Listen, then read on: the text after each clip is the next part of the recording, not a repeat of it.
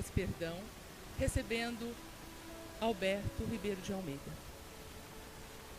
Baseado esse seminário em seu último livro, O Perdão como Caminho, o Caminho do Perdão. Além do seminário, hoje ainda, Alberto vai estar fazendo uma palestra na Unificação Kardecista às 20 horas. E amanhã, de manhã, vai abrir os trabalhos do Departamento de Estudo e Educação da Mediunidade da USE, no Centro Espírita Amor e Caridade, na Rua Aurora, evento esse que vai se iniciar às 9 horas.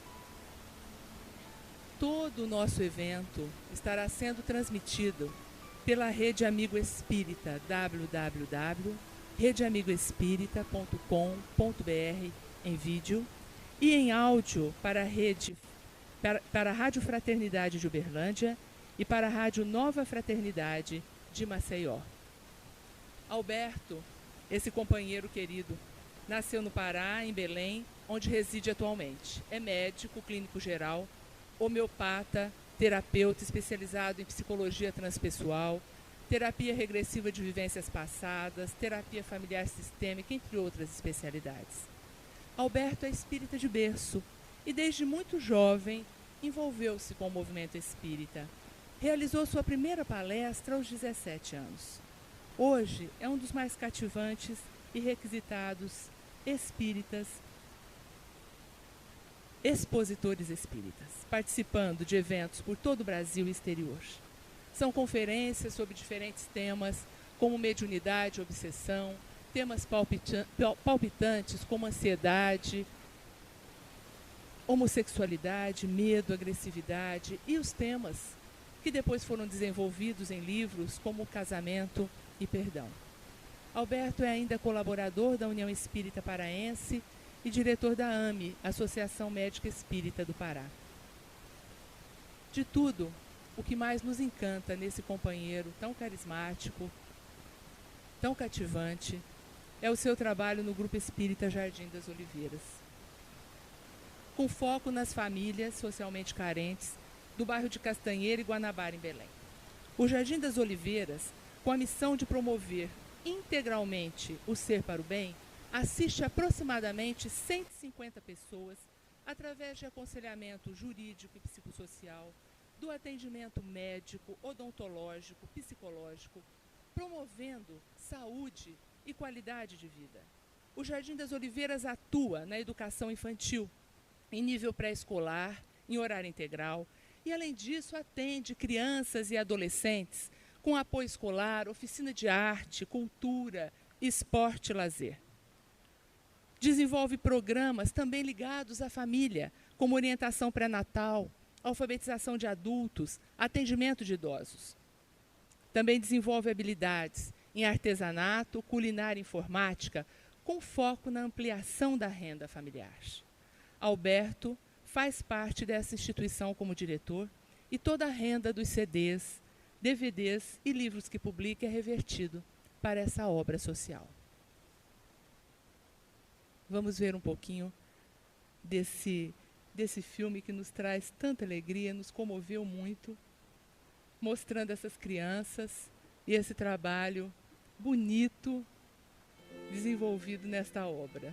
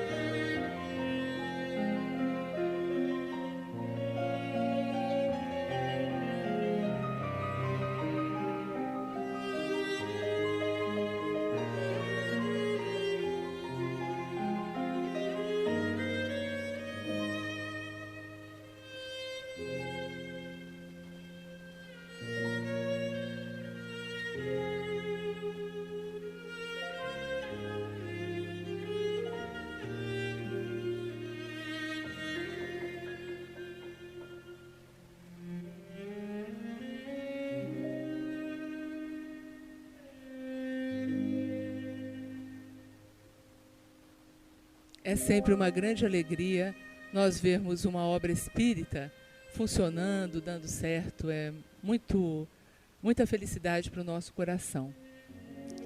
E antes de iniciarmos, chamando Alberto para a palestra, vamos todos juntos elevarmos nosso pensamento em prece, abrirmos nosso coração ao alto, entrarmos em sintonia com os espíritos benevolentes que nos inspiram, suplicando a Jesus, esteja conosco nesses momentos, para que possamos aproveitar ao máximo a oportunidade de evangelização que ora se apresenta. E assim, com o coração em prece, nós chamamos Alberto para a nossa tribuna. Muito obrigada.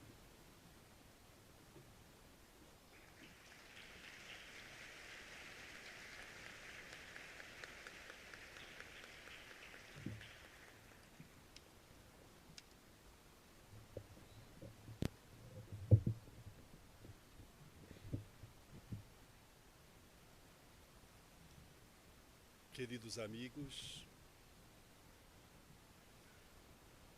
é com imensa alegria que partilhamos esses momentos de ternura, de reflexão e de vivência em torno de uma temática fulgurante que nos diz respeito a todos e que nos desafia no cotidiano.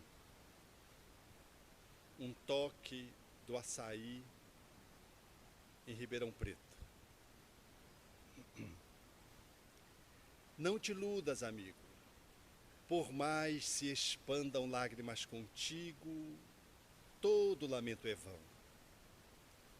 Tudo que existe e persiste no mundo vive do entendimento harmônico e profundo através do perdão. Perdão que lembra o sol no firmamento, sem se fazer pagar pelo seu foco opulento, a vencer dia a dia a escuridão da noite insondável e fria, e a nutrir no seu longo itinerário o verme e a flor, o charco e o pó, o ninho e o horizonte, todos os dias, sem jamais se cansar. Perdão que se nos destaque na bênção recebida da humildade da rosa, bênção do céu, estrela setinosa, que ao invés de pousar sobre o diamante, desabrocha sobre o espinho, como a dizer que a vida de caminho a caminho não despreza ninguém. E alta, bela, generosa e fecunda, quer que toda maldade se transfunda na grandeza do bem. Perdão que se reporte a brandura da terra pisoteada, esquecida heroína da paciência que acolhe em toda parte os detritos da morte e sustenta os recursos da existência. Mãe e escrava sublime de amor mudo que preside em silêncio ao progresso de tudo. Amigo, assegura a certeza de que o perdão é lei da natureza, segurança de todos os mistérios. Perdoa e seguirás em liberdade no rumo certo da felicidade. Nas menores tarefas que realizes, para lembrares sem sombra os instantes felizes, na seara de luz na qual a luz de Deus se insinua e reflete, é importante lembrar a sugestão de Jesus, que nos propõe perdoar 70 vezes 7, cada ofensa que venha perturbar o nosso coração, o que vale afirmar que na senda de ascensão, em favor da glória que aspiras na luta transitória, é mais do que importante, é essencial que te esqueças por fim de todo o mal. E em tudo, no bem a que te des, Deus espera que tu ajudes e abençoes, perdoando, amando e servindo outra vez. É a fala de Maria Dolores, na psicografia inconfundível de Francisco Cândido Xavier, na mensagem intitulada Cantiga do Perdão. Essa temática dessa proposição poética fala-nos exatamente do perdão como uma lei da natureza. Efetivamente, quando conectamos com essa temática, nós não somos capazes de avaliar a extensão da sua demanda, da sua necessidade, o quanto ela se insinua na nossa vida e, de alguma forma, nos requisita uma competência para poder lidar com ela. É que, no âmbito do perdão, nós apenas olhamos, muitas vezes, em perspectivas que nos colocam em pontos extremados. A primeira, de que nós não necessitamos de perdão, não temos necessidade de perdoar a ninguém, estamos limpos, o que é uma ignorância. É muito difícil encontrar alguém que não precise varrer esta ou aquela sujidade, ainda que bem escondida nos refolhos da alma, ainda que seja na infância, se não for de outra vida. E aqueles outros que vão por outro extremo e dizem, nem me falem perdão. Não quero nem ouvir essa palavra, porque foram feridos gravemente e não conseguem de modo algum lidar com esta temática em razão da sua limitação em face de uma lesão por demais extensa, da qual a pessoa ainda não conseguiu sequer estabelecer um contato mais de frente a frente, um olhar mais próximo e, portanto, não quer de modo algum estabelecer uma proximidade. Assim, entre esses dois extremos, estamos todos aqueles que experimentamos a lucidez de que quem caminha precisa do perdão como alguém que precisa do pão de cada dia. Aliás, não foi sem razão que Jesus assinalou no comunicado dominical, chamado o Pai Nosso, a oração dominical, quando ele propõe o pão nosso de cada dia e inclui nessa perspectiva de oração o perdão, fazendo do perdão, portanto, uma necessidade cotidiana. É que tanto quanto o pão, o perdão, ele nos convida a fazermos movimentos da alma nessa direção, sob pena de irmos amealhando ao longo do tempo limitações que nem nos damos conta, seja no nível emocional, seja nas interações interpessoais, seja no espaço físico, no campo da saúde física comprometida, e nós nem nos damos conta de que por trás estão acumulados várias pequenas lesões, das quais nós não conseguimos levar a sério e não conseguimos estabelecer uma relação de lucidez e de prontidão, e elas foram se acumulando e hoje, como lixo, causa um profundo mal-estar na alma, nas suas relações, na nossa vida, nas nossas interações espirituais, gerando processos espirituais graves, às vezes, de obsessão. Assim, perdoar é algo que fala desse cotidiano, mas também fala de momentos culminantes, de experiências gritantes, de situações limites, como, por exemplo, se eu te desse uma toga agora para que tu pudesses arbitrar em nome de um juiz, qual sentença você poderia estabelecer a alguém que cometesse o delito, por exemplo, da pedofilia, alguém que violasse uma criança, e se essa criança te pertencesse ao circuito afetivo de você para com você mesmo, que sentença você seria capaz de lavrar para estabelecer a justiça? Essa é uma situação dramática, por exemplo, que todos os dias nós observamos na mídia eletrônica, na mídia escrita, falando dessas crueldades.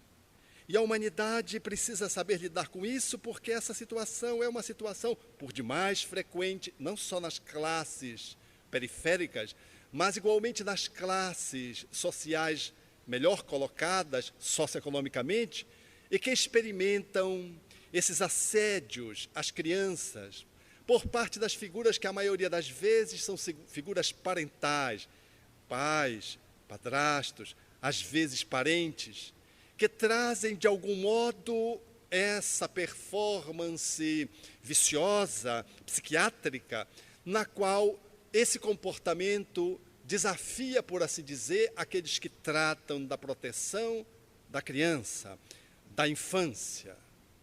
É, portanto, uma dessas situações dramáticas que às vezes nós somos chamados a resolver, situações portentosas, grandiosas, e que às vezes passam desapercebida da humanidade, da sociedade, daquela família, mas não daquela pessoa que experimentou a violência sexual. Tampouco do violador, que em qualquer circunstância grava no seu psiquismo a atitude cometida de uma forma cruel, seja por um quadro vicioso, seja por um quadro mais dramático, psiquiátrico, seja por um envolvimento com drogas, seja pelo que seja, ele jamais esquece.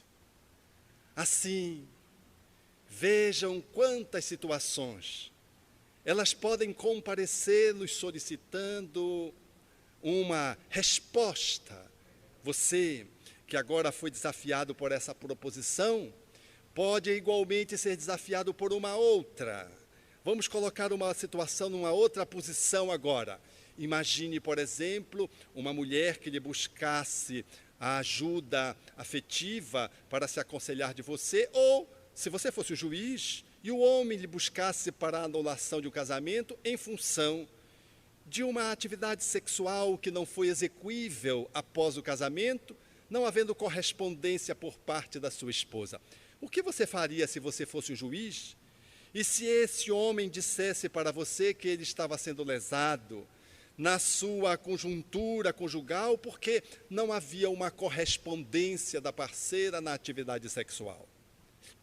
Foi e aconteceu certa feita, quando uma jovem é namorada daquele homem que parecera ser o amor da sua vida, cedeu para aquilo que era a aproximação afetiva numa festa carnavalesca. Ele se aproximou dela, rompeu com um noivado que tinha naquela noite, para tentar assegurar aquilo que hoje se chamaria do ficar. Efetivamente, eles começaram a namorar naquela noite. No dia seguinte, a relação foi tão apimentada do ponto de vista do apaixonamento, que ele logo pela manhã, depois de deixá-la quase ao amanhecer na sua casa, já estava antes do café da manhã. E ela até ficou assustada. Ela, diante da presença daquela figura masculina inconfundível, foi logo se sentindo que estava perante uma situação inusitada, porque estava apaixonada e percebia uma correspondência em volume maior por parte dele. E assim se deu. O namoro correu, o noivado, marcaram a data do consórcio e viajaram para as núpcias. E quando chegou nas núpcias, ela não conseguia estabelecer o relacionamento sexual inerente a um processo de lua de mel. Aquilo que deveria ser uma lua de mel foi uma lua de fel, porque não aconteceu nada. Mas não foi tão fel, porque não houve queixas. Ela era virgem.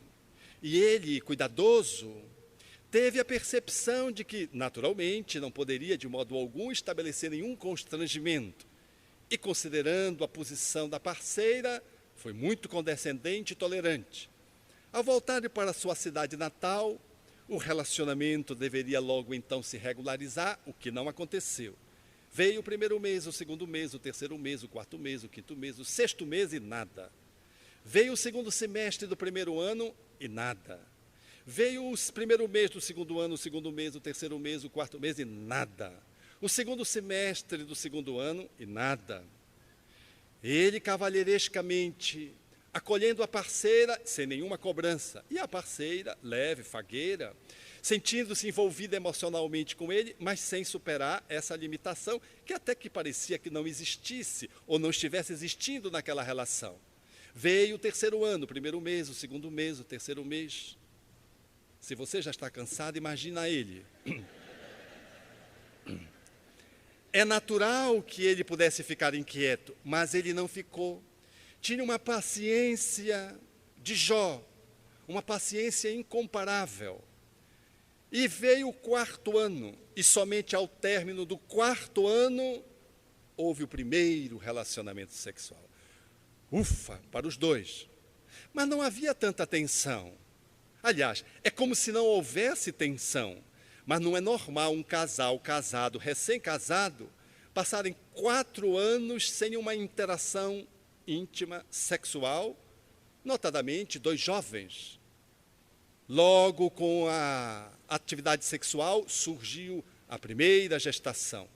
E aquilo que se pensava que ia se regularizar, enquanto uma atividade sexual com uma certa frequência, que faz parte dos casais jovens, aquilo foi se transformando num problema, porque ficou sazonal, como se fosse um na primavera, um no verão, um no outono, um no inverno, um inferno, assim dizer, o relacionamento sexual. Ao ponto de surgir o segundo filho, nesse movimento assim, bem de cágado, esse movimento lento, suave, até que então a mulher, depois de um tempo razoável, já com o segundo filho, disse: eu estou me sentindo incomodado.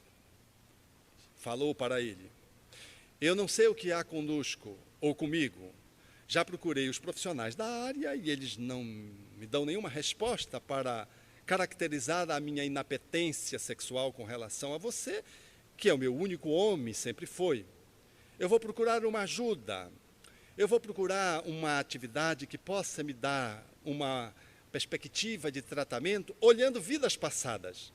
Ele, muito católico, não acreditando em reencarnação, presumivelmente, como um católico fervoroso, disse: não faça isso, não precisa. Você está incomodado? Não, mas eu estou incomodado, ela dizia. Não era ele que cobrava, era ela que se cobrava a culpa. Começou a se sentir culpada. E, malgrado toda a resistência dele para que ela não procurasse o atendimento, ela o foi, procurando o terapeuta regressista. E, diante daquele processo, trazendo a sua história, efetivamente não havia nenhuma circunstância que pudesse documentar algum trauma. E foi, então, de acordo com as sessões, indicado a regressão de memória como uma estratégia psicoterapêutica, psicológica, para ajudá-la a quebrar algum bloqueio. E ela se viu numa experiência fantástica quando ela, ainda muito pequenina, era bulinada com os dedos pelo padrasto, não pelo pai, pelo um padrasto. E à medida que ela foi crescendo, esse padrasto começou a usá-la sexualmente. E à medida que os anos foram se dando, ela, mediante coação, não dizia nada para a mãe, e o padrasto continuou a usando. E quando ela completou 11 anos, no encontro sexual de rotina, ela fez uma parada cardiorrespiratória e faleceu. E sai do corpo e vê aquele padrasto semi-enlouquecido, correndo de um lado para o outro, absolutamente transtornado. E ela tem a possibilidade de reconhecer naquele padrasto o parceiro de agora, o esposo de agora. Aquela regressão foi muito vivaz, intensa, de emoções, liberadora de conteúdos que estavam bloqueados. E quando ela vai chegando em casa após sessão, o esposo a aborda na entrada da casa e, andando de um lado para o outro, ela, quando se aproxima para entrar na casa, ele olha para ela e disse: eu estive na sua regressão? Ela olhou para ele e disse: mais ou menos, e foi entrando. Era o entardecer.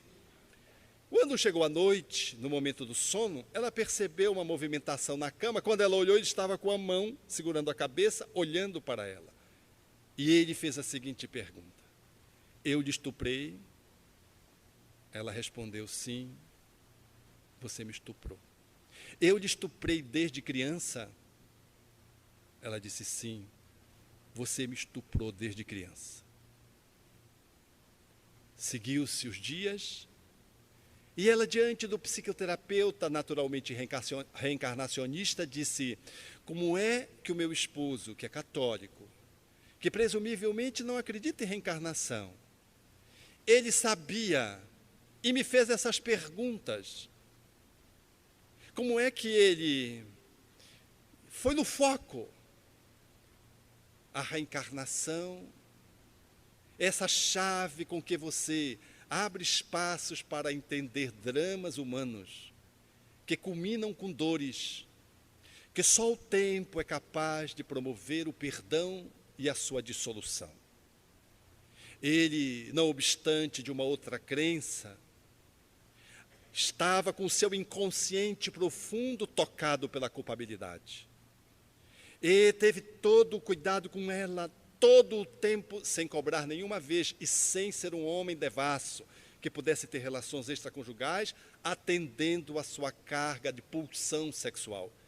Ele mantinha-se na monogamia conforme prescrevia a sua fé, fiel ao casamento, e cobrança nenhuma ele fazia.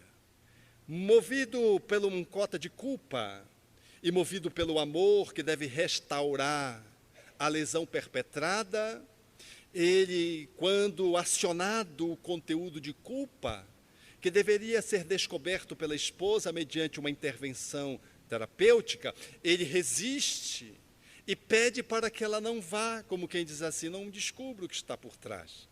E quando ela faz, ele faz 3 perguntas demonstrando claramente o seu imbricamento naquela situação de culpa e mágoa.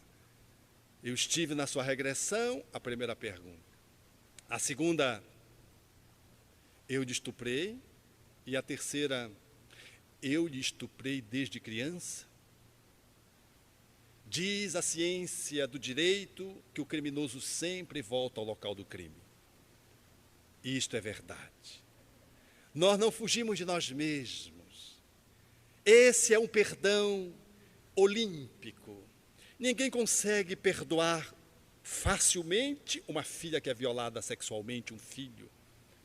Ninguém consegue, às vezes, perdoar uma traição estabelecida quando, inesperadamente, o parceiro ou a parceira puxa o tapete do outro e o outro tomba, com consequências imprevisíveis para a sua saúde psíquica e, às vezes, culminando em situações dramáticas que o remetem a uma postura de suicídio ou de homicídio. Esse é o perdão olímpico, porque ele exige uma competência no exercício da amorosidade para poder fazer frente a uma falta grave, seja por quem cometeu, seja por alguém que foi vitimado. Esse perdão precisa se altear como uma moção de amor que se avoluma para poder suplantar uma culpabilidade incrível ou uma agressão desproporcional. Mas para nós chegarmos a esta situação, para nós conseguirmos ter esse desempenho luarizante, belo, profundo e encantador, é necessário muito treino. Muitos de nós não sabemos o que vamos enfrentar no futuro, quais provas, que situações expiatórias podemos ter que carregar, fazer o processo do enfrentamento, que está muitas vezes na pauta da nossa encarnação, em função de uma situação dramática que vai transcorrer ao longo da nossa vida e que vai nos alcançar, exigindo-nos a competência desse perdão maior. Para fazê-lo a contento, é necessário o exercício do cotidiano. Por isso, na prece dominical, por isso o perdão é uma necessidade do dia a dia. Se você vai entrar entre 2 cadeiras aí nessas filas para sentar, naquela cadeira que está posta ali ao meio, e você pisa no pé do outro, é natural que você peça desculpas. E é natural que a pessoa pisada logo corresponda num gesto afirmativo. Não foi nada. Muito embora tenha sido, sobretudo se acabou de fazer a unha e você pisou justo na unha. Um sábado você fez a unha pela manhã. e acabou o trabalho que foi feito pela manhã, ou sobretudo se o seu sapato foi recém-comprado, e é um sapato sensível, fino, que você só calça quando você vem ao teatro. E justo nesse dia alguém pisa na ponta do sapato. Mas será um tanto pior, ou mais, ou menos, se você tiver com uma unha encravada. E a pessoa pisar na unha, ela não sabe que você tem uma unha bichada. E ela olha para você, dá um sorriso amarelo e diz, desculpe. E vai, passa e senta. E você dá um sorriso vermelho de dor e diz, não foi nada. Mas fica ali, respirando, às vezes a face demonstra, e durante os 5, 10 minutos da palestra, você ainda está pensando no desgraçado que pisou no seu pé. Você não consegue vê-lo de um outro jeito, mas parece que é um tonto, parece que não enxerga. Você está ruminando uma encrenca porque ele pisou justo na tua uninha de estimação, que está relacionado às tuas atitudes de outra vida, porque essa unha, desde a infância, ela é bichada. Ninguém conseguiu dar jeito nela. Ela fala de uma memória profunda da escravidão, quando processos torturantes se estabeleceram e você foi um dos grandes agenciadores deles, direta ou indiretamente. E vem essa amostrazinha ainda como eco de uma vida passada, para que você aprenda a respeitar as unhas e o direito do outro não ser violado na sua integridade. E alguém vem agora e pisa justamente nesse tipo de calcanhar de Aquiles, ou seja, na tua dor. E quando pisa, vem a dor, vem o desgraçado por o outro, mas vem um sentimento lá do fundo de alguém que muitas vezes fez tortura na Idade Média, torturou escravos, e vem aquele misto de culpa, de mágoa que você não sabe explicar, e como você não se sente culpado em consciência, vem aquilo inconscientemente, e aí quando a gente sente uma culpa, que a gente não consegue entrevê-la adequadamente, a tendência nossa é jogar no outro. Então aquela pisadinha que por si mesma já doeu, ela vai ser maximizada por uma raiva que você tem de si, em razão de um erro que você cometeu no passado. E aquela unha fala disso. Então você olha para a pessoa e depois de 15 minutos você ainda está ruminando. E está fazendo uma prece para Nosso Senhor Jesus Cristo, porque Bezerra de Menezes não atendeu os 5 primeiros minutos. Você já está em Jesus Cristo para chegar em Deus, para ver se Ele resolve mesmo. E se a pessoa se sentindo culpada porque pisou e notando que você está desconfortável, olha para você e faz assim, tudo bem? Dá mais raiva ainda. Mais raiva, porque ainda não passou a dor. Não é que o outro esteja desejando, é porque você ainda não conseguiu resolver um problema da dor.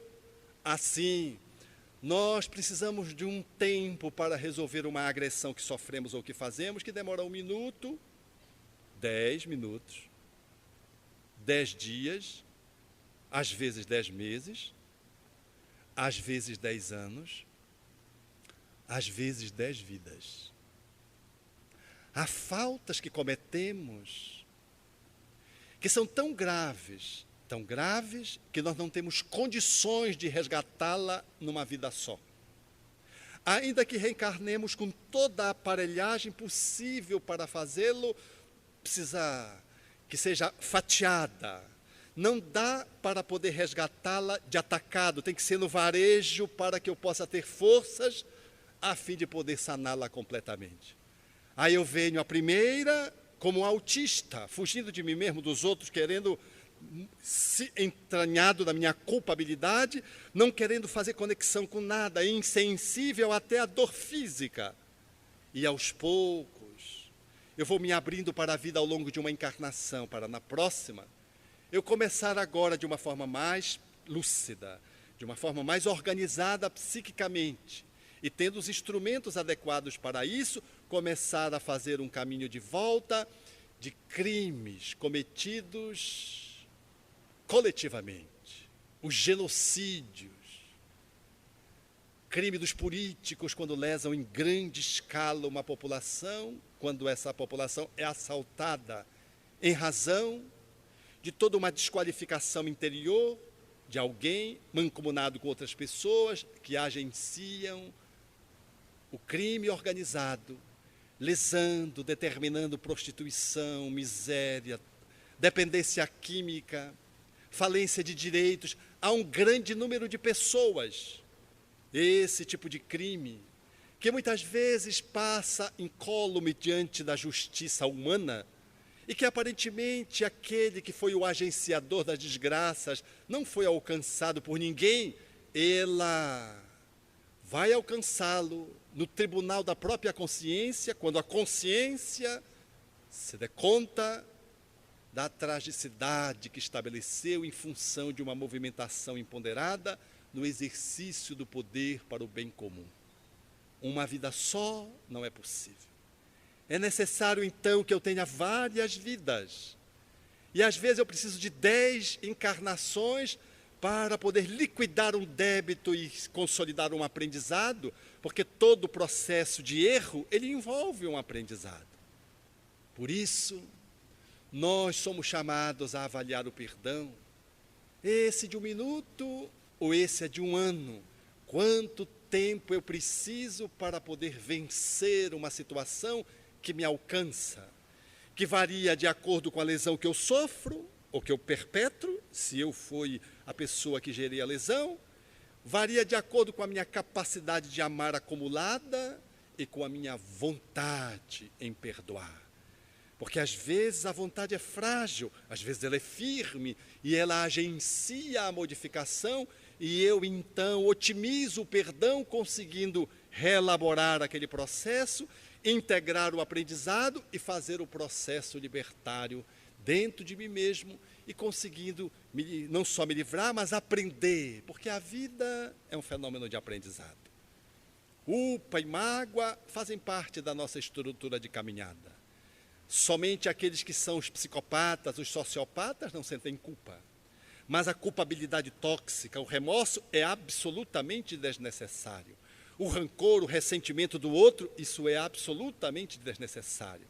A culpa e a mágoa, nesse sentido genérico, é você se dar conta, você cair em si, para poder reitinerar o processo e ajustar o seu processo de caminhada, a fim de que você flua no rio da vida de uma forma mais coerente. Como alguém que ande dentro de um rio e precise ir no leito do rio, exatamente no canal. Quando nós nos afastamos do canal, que é o local mais profundo, onde a correnteza flui e onde o barco ganha maior velocidade, se você se afasta, você começa a perder velocidade e começa aqui a acolá, em se afastando, fazer um movimento de encostar na areia, perde a velocidade. Isso a gente chama de culpa ou mágoa. Mas se você se afasta um pouco mais e vai para a margem, encalha, isso chama-se remorso ou ressentimento, rancor. E aí você fica como que numa rotatória, paralisado naquela circunstância, sem conseguir retomar a via central da amorosidade, que está no leito da vida, aonde você corre, você flui, você faz o seu movimento de aprendizado sem sofrimento.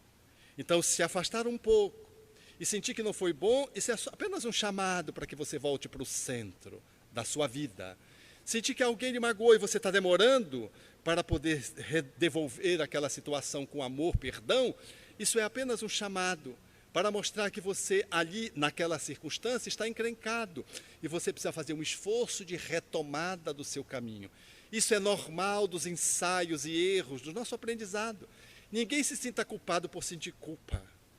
Ninguém se sinta culpado por sentir mágoa. Mas tenhamos muita preocupação, sim, se essa culpa e essa mágoa querem fazer moradia, transformando-se em remorso ou transformando-se em rancor, porque aí surge uma situação desagradável e desnecessária. Por isso, quando Jesus proclama esse caminho de sanidade psicológica, emocional, física e espiritual, nas relações interpessoais, ele propõe: reconcilia-te com teu adversário enquanto estás em caminho com ele. Vejam a fala que é absolutamente educativa, filosoficamente perfeita. Reconcilia-te é o primeiro passo. Reconciliar-se consigo mesmo. Para, no segundo movimento, com o adversário, enquanto eu estou em caminho com ele. Porque a maior dificuldade que nós temos de perdoar o outro é de nos auto-perdoarmos. Se nós amamos o outro precariamente, é porque nós pouco nos amamos. Quando muito nós nos amamos, nós somos capazes de amar o outro. Quem está bem consigo próprio, amanhece risonho, não vai ficar com a cara feia para a empregada, para o filho, para o vizinho. Você fica com a cara sorridente, não é verdade? Agora, se você acordou com uma tensão pré-menstrual, ou se você acordou com uma dívida que vai ser vencida naquele dia, você não tem o dinheiro, você o homem ou a mulher, aí você acorda carrancudo. E quando você vai com a sua carranca para a cozinha, por exemplo, encontrando o filho, a esposa, o esposo, o servidor doméstico, a carranca vai junto. E se alguém diz bom dia, você fica entre aquelas 200 mentiras que a gente diz por dia, que é quando a gente diz bom dia. Não é um bom dia. Naquela circunstância, é um dia ruim porque você não está conseguindo resolver, ou porque você está com enxaqueca, porque você está com cólica menstrual. Mas aí você diz, bom dia, mas a pessoa percebe que não é um bom dia, e ela pode achar que era contra ela, a sua cara feia, o tom da sua voz. Não é, é com a dívida, é com a menstruação, é com o útero, é da natureza humana sermos com o outro como nós somos conosco. O âmbito do perdão trata com a mesma lógica essa dinâmica do relacionamento da reconciliação. Se eu comigo não me reconcilio, contigo eu não me consigo reconciliar. Se eu sou duro comigo, eu sou duro com os outros. Se eu sou implacável a mim não me perdoo, eu não cedo e vou te levar ao tribunal. Se eu sou capaz de me agredir fisicamente, eu te agrido fisicamente facilmente, basta você me provocar, e não precisa provocar muito. Porque o tigre está solto dentro de mim sem ter sido domesticado. Eu não consegui ainda me encontrar. Como é que eu posso encontrar com você? Então, a reconciliação com o outro reflete a autorreconciliação na fala de Jesus. Enquanto estás em caminho, porque se a gente deixar para outra vida, e nós adoramos deixar para outra vida. Porque às vezes a gente só, ainda em tempo vai, quando a pessoa está na UTI, a gente vai lá e faz um adeusinho para a pessoa. Vai no hospital com a pessoa que ficou de mal 30 anos, papai, titio, vovô, vovó, e vai lá para fazer as pazes em tempo, e às vezes consegue, às vezes não. Mas muitas vezes a pessoa vai, aí você fica com aquilo, fica a encrenca. Aí Jesus complementa, para que, não se reconciliando, tu não sejas entregue ao juiz, que é a consciência, este te entregue aos agenciadores da justiça, que são os benfeitores, e estes últimos te encerrem na prisão, que é um novo corpo, e de lá tu não sairás, até que tu pagues o último centavo, o último ceitio, querendo dizer com isso, que nós não conseguiremos de modo algum passar pela vida distribuindo lixos, sem que possamos reencontrá-lo na volta, de que nós não fazemos nada com os outros que não volte para nós como um efeito bumerangue, de que tudo que nós fazemos na vida, ela tem o efeito eco, ela nos devolve, e portanto, se aquilo que eu não fiz de bom, é necessário que eu refaça em tempo, para que mais tarde, num outro corpo, numa outra circunstância menos favorável, eu não precise experimentar a fala de Jesus que diz, se teu olho é causa de escândalo, arranca-o e joga para longe de ti, para que todo o teu corpo não seja entregue às trevas, ao inferno.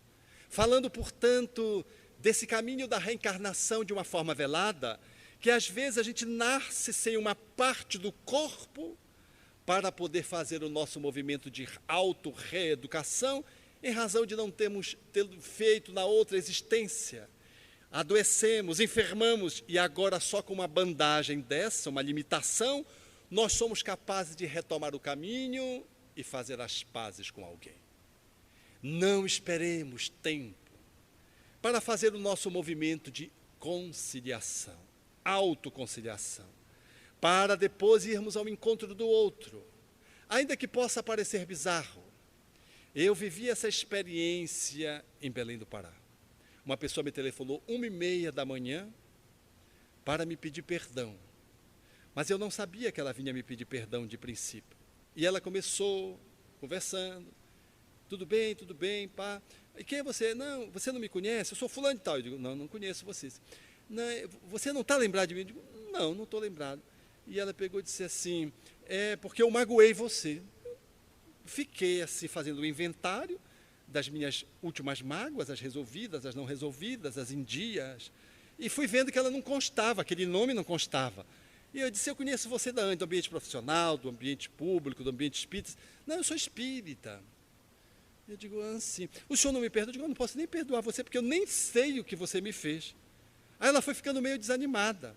Eu querendo ver se eu ajudava ela a me ajudar, eu disse assim, quando foi isso? Ela disse, faz um ano e meio atrás. Aí eu fiquei magoado com ela, porque 1 ano e meio atrás que ela... Se fosse alguma coisa grave, eu me lembraria. Não deve ter sido grave. Ela ficou 1 ano e meio ruminando uma encrenca dela com ela mesma, achando que tinha me magoado, porque às vezes a gente acha que magoou o outro e o outro nem magoou. E às vezes a gente não magoou o outro e o outro se sente magoado com a gente. É curioso o bicho chamado ser humano. Nós somos espíritos tão imperfeitos que às vezes a gente tem dificuldade de fazer o trânsito do perdão nesse movimento coloquial. E aí eu percebi que ela ficou sem jeito, e aí eu insisti. Eu disse, mas olha, se você quer ser perdoada, porque eu já queria perdoar de qualquer jeito, queria voltar a dormir. Você está perdoada e tudo, eu não me lembro e tudo. Mas ela foi assim, terminando o telefonema com aquela voz assim, michuruca, aquela voz melancólica, de quase defunto, como alguém que ficou decepcionada porque queria tanto ser perdoada e não foi perdoada, contenta, parece que não teve um carimbo. Não esperemos a oportunidade de nos reconciliar com o outro, fazendo autorreconciliação. Estando bem com você mesmo, vá ao encontro do outro. Não espere as situações passarem, o tempo passar, porque às vezes, como diz o Espírito André Luiz, o tempo volta, mas os minutos são outros, e às vezes não são tão favoráveis. Então aconteceu uma encrenca, agencie o perdão. Faça como eu fiz num outro lance autobiográfico. Eu estava em Belém do Pará, que é uma cidade caliente, fica embaixo da linha do Equador, muito quente, comendo uma pizza no final de uma noite, com a minha parceira de viagem, minha esposa, e eu pedi pizza portuguesa, que eu adoro pizza portuguesa, e ela pediu pizza Primeiro Amor. E quando veio a pizza portuguesa, e o Primeiro Amor, não veio a pizza portuguesa. Eu disse, cadê a portuguesa? E aí o garçom disse, essa aí. Eu disse, essa aí não é. Ele disse, não é. E aí eu fui elegantemente, fraternalmente, agredindo o garçom. Porque eu fui dizendo que era uma pizza michuruca, que não era. Aí eu perguntei, cadê o tomate? Cadê o ovo? Cadê a cebola? Como se eu fosse um chefe, um pizzaiolo, parece. Eu falei com tanta ênfase. E ele foi ficando calado. Serviu a minha companheira de viagem. Quando foi para me servir, o que é Primeiro Amor? A portuguesa. Eu digo, essa michuruca mesmo. Ele colocou a michuruca. E ele se afastou. E então a minha esposa disse assim, você leu o cardápio? Eu já estava vencido, porque já tinha dito algumas palavras fraternas.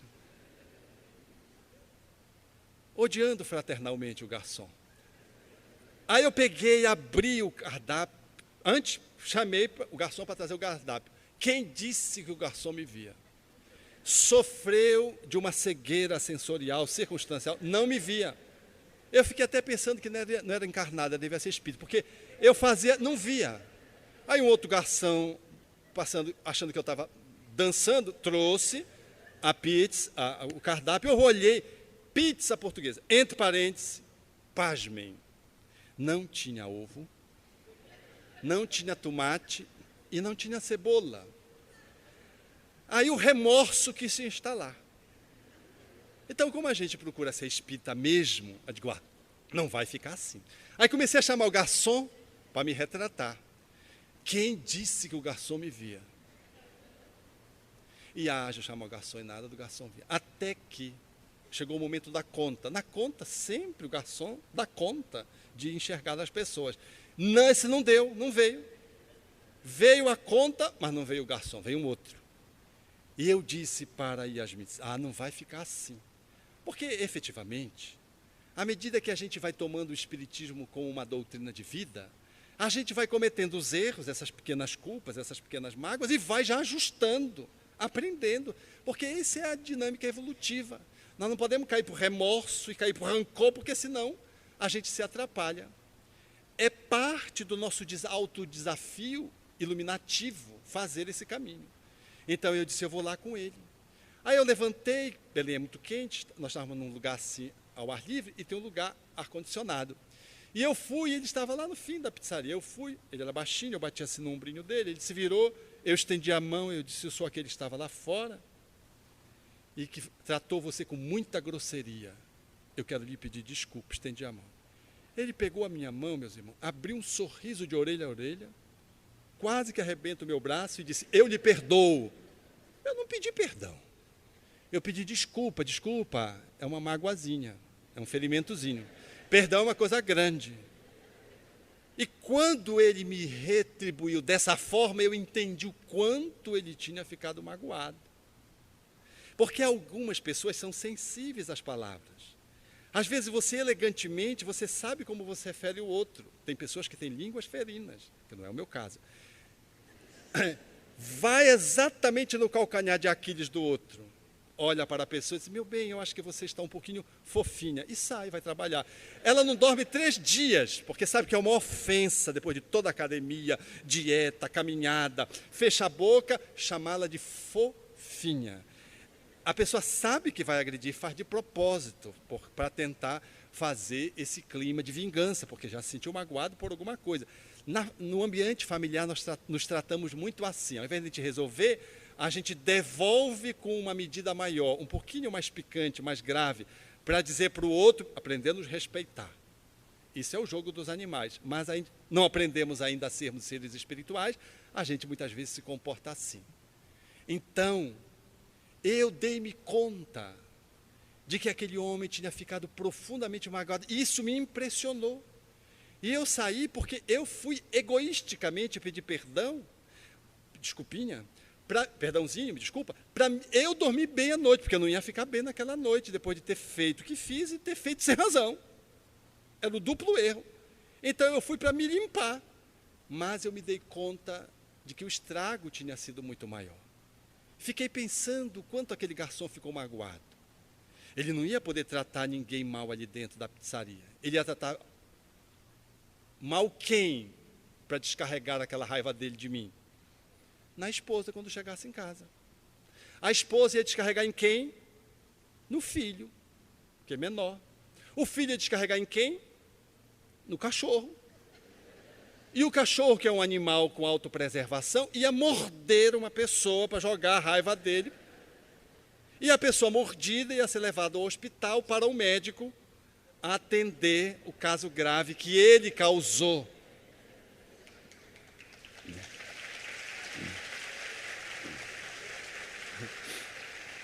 A vida é o efeito bumerangue, ela nos devolve. Não com a mesma pessoa, mas vem uma situação, a gente não quer ser um azar. Não existe azar e não existe sorte. Existe consequência, lei de causa e efeito.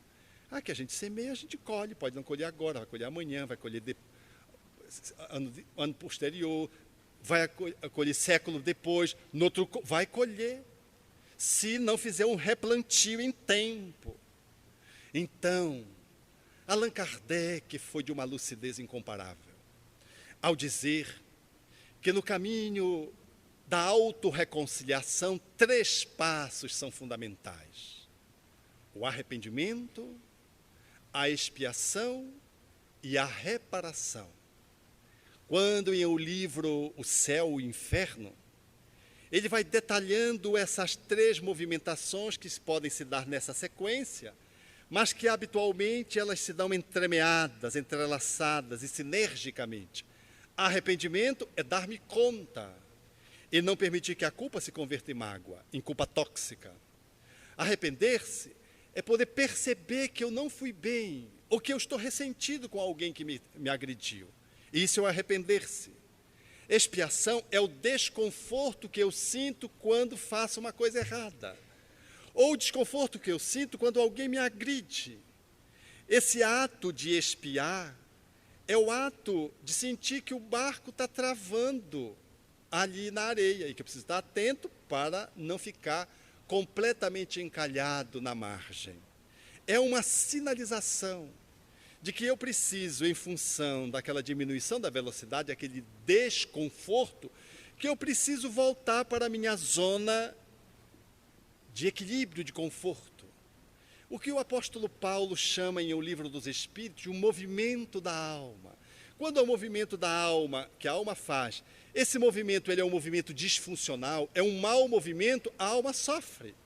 Mas quando a alma faz o que está de acordo com as leis naturais, a alma goza, ela se repleta, ela se rejubila, porque ela está conectada com a lei, estando conectada com a lei, ela está em plena consciência cósmica, ungida. Ela está, portanto, saboreando o divino em função da sua movimentação adequada. Por isso, quando nós estabelecemos a expiação, é um desconforto que diz retome o caminho, refaça, e a reparação é o passo da responsabilidade. O Espiritismo não é uma doutrina que foque na culpabilidade, que faça terrorismo com os outros, que diga assim, olha, ou vocês fazem o bem, ou vocês vão tudo para um umbral, não tem o inferno, mas tem um umbral, e tem até a treva, se fizer muito mal, vai para a treva. Esse não é o nosso discurso da doutrina espírita. O discurso espírita é da autoiluminação, da autoconsciência, do autoencontro para a autorresponsabilização, a fim de que eu possa, em me apropriando de mim mesmo, fazer o caminho autoeducativo, o aprendizado que eu preciso fazer. Então, a reparação é um ato congruente, através do qual eu vou responsavelmente e reparo no outro ou em mim mesmo aquela atitude cometida que foi indevida. Não deixando para trás isso. Porque às vezes eu passo por cima e digo, não, isso vai ficar assim mesmo, isso depois eu resolvo. Quantos de nós somos culpados e nem sabemos? Se você é alguém que não sabe dizer não, você é um culpado e nem sabe. Se você é alguém que fica, eu tenho que fazer isso, eu tenho que fazer isso. Se você usa essa construção verbal, eu tenho que fazer, você é um culpado e não sabe. Você não diz, eu escolho fazer, eu opto fazer, eu tenho que fazer. Quem tem que fazer é porque está obrigado. E quem está obrigado é porque tem pendências internas. Se você é um perfeccionista, que ninguém consegue fazer as coisas, só você sabe fazer, porque você quer fazer com a perfeição máxima, você é um culpado. O perfeccionismo é uma doença psicológica, que fala de alguém que errou e quer reparar mediante uma atitude perfeita. Como não consegue, fica no perfeccionismo. Porque perfeito não existe na Terra. Existe o aperfeiçoamento, a perfectibilidade, não a perfeição. Como eu não consigo fazer perfeito, eu faço perfeccionisticamente. Eu observo muito isso, é natural que eu faça isso no meu ambiente profissional, em casa, onde eu vou. Então, no meu ambiente de trabalho, eu tinha um quadro que ele estava fixado, ele era um pouquinho torto. Gente, os perfeccionistas, os culpados desta vida ou das outras, eles olhavam para o quadro e diziam, está torto. Eu digo, está torto. Gente, eles ficavam num incômodo. Teve um que eu saí da sala, quando eu vi ele estava ajeitando, mas não podia ajeitar. Porque quando ajeitava, ele entortava de novo e ficava, porque era uma questão de encaixe. Então, o perfeccionista não fica com aquele quadro torto, ele não passa uma noite sem aquele quadro torto. Porque ele vai com certo, ele tira o quadro, mas não deixa o quadro torto. Porque o perfeccionista é assim, ele tem que botar tudozinho no lugar. Para se vestir, quando o processo é mais grave, passa 2 horas e meia para escolher o vestido. E vai, põe. Eu quero dizer que não conheço vocês.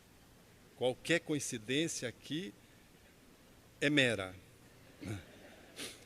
Mas o perfeccionista nunca está bom.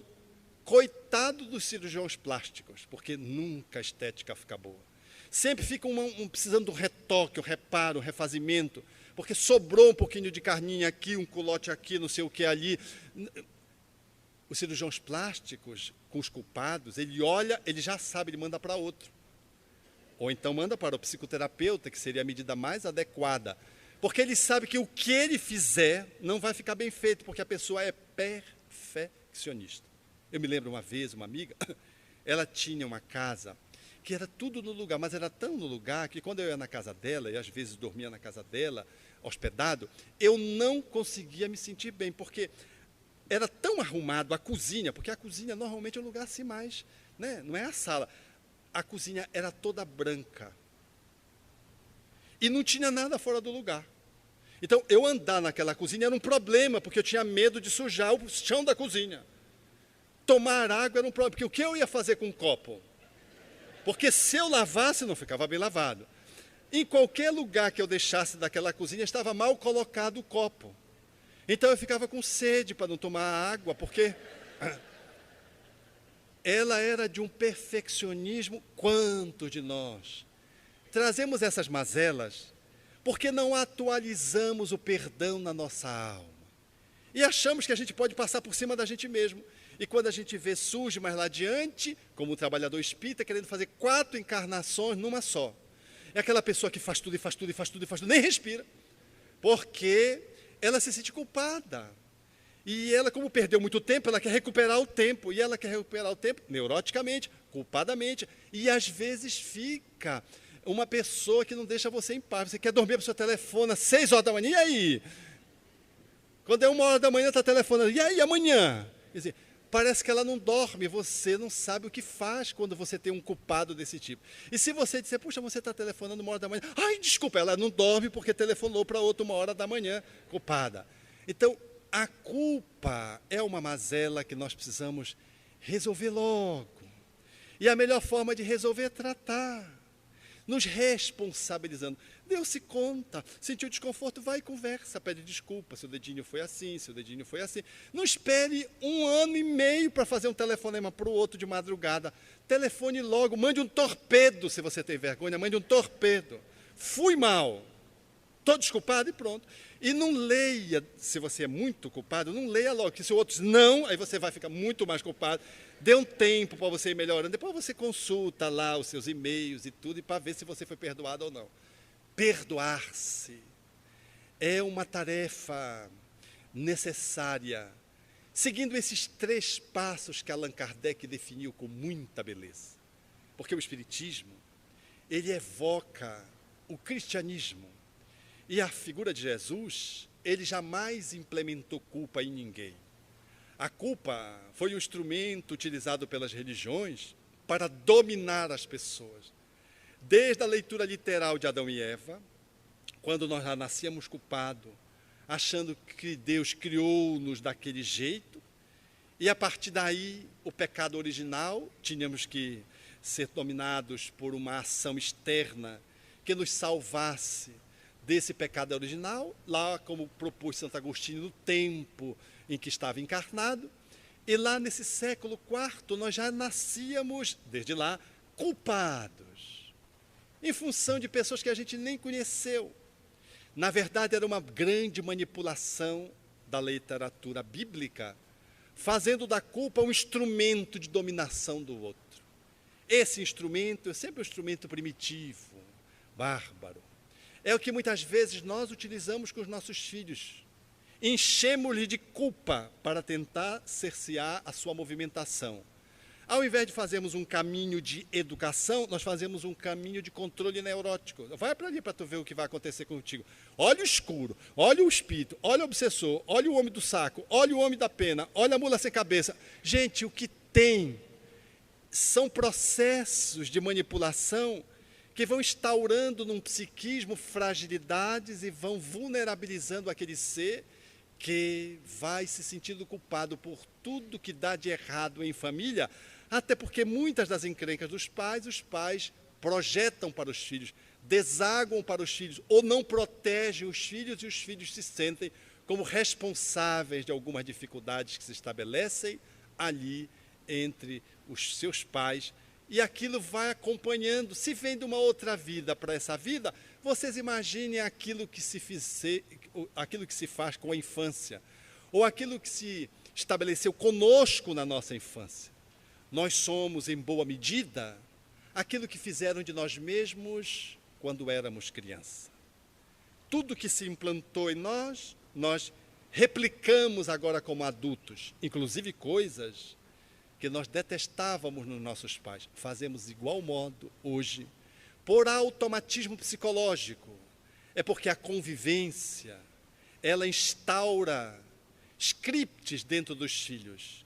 E os filhos vão aprendendo pela convivência e vão mais tarde apenas dando sentido a esse automatismo estabelecido pela introjeção educativa das figuras parentais paterna e materna, e quando a gente vê, a gente projeta para fora um comportamento desavisado, desalinhado, mostrando então o nosso desequilíbrio e a nossa necessidade de passarmos a limpo a nossa história interna, salvaguardando a nossa sanidade psicológica, emocional, a nossa faculdade, a nossa sanidade de relacionamento interpessoal, enfim, a nossa sanidade de alguém que atua num grupo e deve restaurar a relação de culpabilidade dominada por um grupo a partir de uma ação lúcida. Por isso, a pergunta que se faz sempre é essa: como está a minha capacidade de perdoar? O quanto eu estou pronto para fazer o enfrentamento de situações que muitas vezes eu vejo aqui e acolá e que servem para fazer uma aferição de como nós deveríamos funcionar se fôssemos conosco mesmos, aqueles os autores, os protagonistas, ou se fôssemos aqueles que pudéssemos ter sido alcançados por aquela ação negativa e nefasta. Ao avaliarmos isso, nós vamos entender que o perdão é derivado do amor. A palavra perdoar significa perdoar, doar inteiramente. Como alguém que faz uma noite, um pernoite, passa uma noite inteira, faz um percorrido na cidade, faz um circuito na cidade inteira. Perdoar é a atitude de alguém que estabelece uma movimentação capaz de iniciar, desenvolver e fechar um ciclo, resolvendo uma pendência de culpabilidade ou uma pendência de ressentimento. Para isso, nós precisamos amar. O perdão é o filho do amor.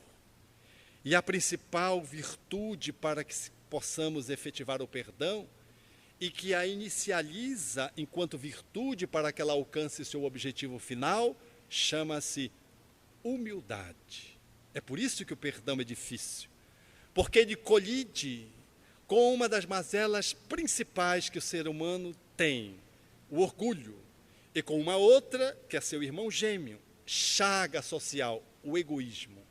Temos muita dificuldade de perdoar, porque somos muito egóicos, egoístas e orgulhosos.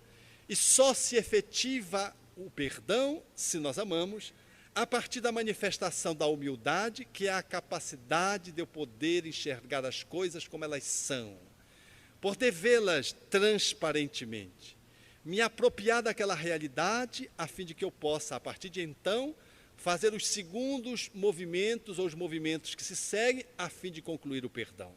Segue-se a humildade proposta por Jesus na bem-aventurança, bem-aventurados os pobres de espíritos, ou bem-aventurados os humildes, segue o bem-aventurados os que choram. Se alguém te magoou, chore, não retenha a mágoa, não retenha a culpa. Se você está muito doído em você mesmo porque você agiu mal e tem vontade de chorar, chore. Nenhum animal consegue expressar pelas lágrimas os seus sentimentos como os seres humanos o fazem. É o único que comunica pela lágrima a sua emoção nessa complexidade. Foi o que Simão Pedro fez quando, da ocorrência com Jesus, chorou quando negou Jesus pela terceira vez. Chorou amargamente e fez a catarse, desabafou, deu-se conta, a humildade para perceber que errou e chora em seguida, enquanto que Judas, quando se dá conta que se equivocou vendendo o mestre pelo preço de um escravo, fecha-se em si mesmo, reclina-se no remorso e tenta resolver a sua encrenca do remorso, eliminando o seu próprio corpo pelas vias do suicídio, agravando dramaticamente a sua dor. Segue-se. Ao passo que envolve o do pranto, o do choro, a da catarse, de você poder botar para fora, os passos que vão te colocar nessa perspectiva de poder concluir o perdão, ou concretizar o perdão, que é a brandura. Porque diante da agressão, o revide, às vezes, surge como uma tentativa de resolver o problema. Que pode ser oral, que pode ser gestual, que pode ser físico, que pode ser pela internet. Essa é uma forma beligerante em que eu agravo o processo de dor. É necessário brandura para que eu segure os meus impulsos. Então eu tenho que treinar brandura para perdoar, para, de modo algum, estabelecer uma atitude que possa irromper numa agressividade destrutiva. Segue-se o passo do bem-aventurado os mansos, ou bem-aventurados os justos, os que têm fome e sede de justiça. Não dá para ficar como isso foi colocado. Não dá para viver essa situação tal como ela foi experimentada. É o senso de justiça que está impresso na nossa consciência, como os espíritos disseram a Allan Kardec, na questão 621, mostrando que a lei está dentro de nós mesmos. E por fim, segue-se o passo último, que é o da misericórdia. Bem-aventurados os misericordiosos, que é quando eu vou então agora efetivar o coração. Eu vou mobilizar todo o processo que vem da alma, do sentimento, para poder fazer um volume em face da necessidade posta de reparação. Por isso, nós podemos dizer que esses 3 passos kardecianos, aquele que fala do arrependimento, expiação e reparação, eles coincidem com o passo do Sermão do Monte. Bem-aventurados os humildes, os que choram, os mansos, os que têm fome e sede de justiça, os misericordiosos, que correspondem na realização em nós mesmos, darmos-nos conta na cabeça, estabelecermos a compreensão do problema, depois trazermos a emoção para que o processo do perdão siga de um processo cognitivo, intelectual, para um processo emocional. E, por fim, para as mãos, para a ação reparadora. Eu compreendo, sofro, choro, me acalmo, não agravo o processo e saio com as mãos para fazer o pedido de reparação, fazer a ação reparadora, concretizando o perdão que se dá na cabeça, no coração e na ação. O perdão que se circunscreva aos lábios é uma circunstância banal, mas o perdão que envolve a necessidade de uma ação, ele ousa chamar-nos para essa atitude mais ousada de alguém que pretende se iluminar, identificando-se com uma postura de amor em maior intensidade, em maior volume e em melhor qualidade de expressão. Por isso, nós poderíamos dizer que essa arte de perdoar, ela envolve uma caminhada, um processo, onde eu vou elaborando aqui e transformando aqui. Ela envolve um caminho, porque eu saio do movimento de dar-me conta do arrependimento, passo pela expiação até concretizar a reparação. É um movimento, é um avançar, como a própria palavra bem-aventurados do Evangelho diz, em grego, avançai, caminhai, no qual eu faço um caminho de humildade, agrego o bem-aventurados que choram as lágrimas, agrego a mansuetude, agrego a justiça para concluir numa posição de misericórdia. Quando nós tratamos do perdão, portanto, ele pode ser um ato, mas ele é sobretudo um hábito de caminhar. Ele pode ser um momento, mas ele é habitualmente um processo que vai se estabelecendo na nossa vida. E às vezes, aquilo que você pode concluir em 5 minutos, esse processo, às vezes você precisa de 5 dias, de 5 meses, de 5 anos, a depender da tua velocidade, do teu querer. E essa velocidade, ela é dada, mobilizada pela vontade, pela pelo combustível da amorosidade. Quem mais ama está autorizado a perdoar mais num tempo mais curto. Quem menos ama se magoa por facilidade e fica encrencado na beira da margem do rio, ali encalhado, no remorso, no ressentimento, e não consegue ir adiante. Por isso, está muito bem posto a fala da nossa querida poetisa de Feira de Santana, que através de Francisco Cândido Xavier nos propõe esse olhar para a natureza. Maria Dolores, não te iludas, amigo. Por mais se expandam lágrimas contigo, todo lamento é vão. Tudo que existe e persiste no mundo vive do entendimento harmônico e profundo através do perdão. Perdão que lembra o sol no firmamento, sem se fazer pagar pelo seu foco opulento, a vencer dia a dia a escuridão da noite insondável e fria, e a nutrir no seu longo itinerário o verme, a flor, o charco e o pó, o ninho e a fonte de horizonte a horizonte, quando for necessário. Perdão que se nos destaque na bênção recebida da humildade da rosa, estrela do céu, estrela setinosa, que ao invés de pousar sobre o diamante, desabrocha sobre o espinho, como a dizer que a vida de caminho a caminho não despreza ninguém.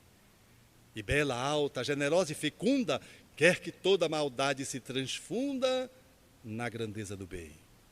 Perdão que se reporte à brandura da terra pisoteada, esquecida heroína da paciência, que acolhe em toda parte os detritos da morte e sustenta os recursos da existência.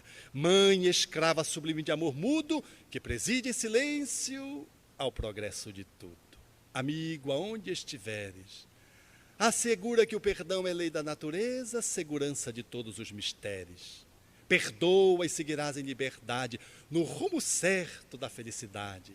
Nas menores tarefas que realizes, para lembrares sem sombra os instantes felizes, na seara de luz, na qual a luz de Deus se insinua e reflete, é importante lembrar o ensino de Jesus, que nos propõe perdoar 70 vezes 7, cada ofensa que venha a perturbar o nosso coração, o que vale afirmar que na senda de ascensão, em favor da glória a que aspiras na luta transitória, é mais do que importante, é essencial que te esqueças por fim de todo o mal.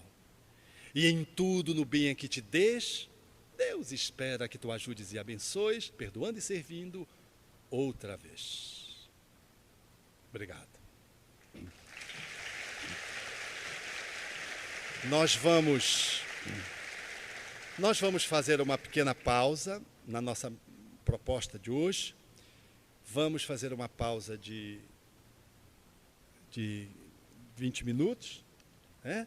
E depois nós voltamos para um debate, que eu costumo chamar de chuva de prata, porque pingar fogo era o Chico. Fogo, né? Eu gosto de prata, de chuva, chuva de estrela, chuva de prata. Então são perguntas que podem ser feitas. E aí tem as companheiras aqui, perguntas podem ser feitas por escrito. E depois nós fazemos, depois do debate, nós vamos fazer uma fala final, ok? Rede Amigo Espírita, uma ferramenta de união, interação e divulgação do movimento espírita. Acesse www.redeamigoespírita.com.br e confira nosso acervo disponível. Rede Amigo Espírita, divulgando, instruindo e unificando.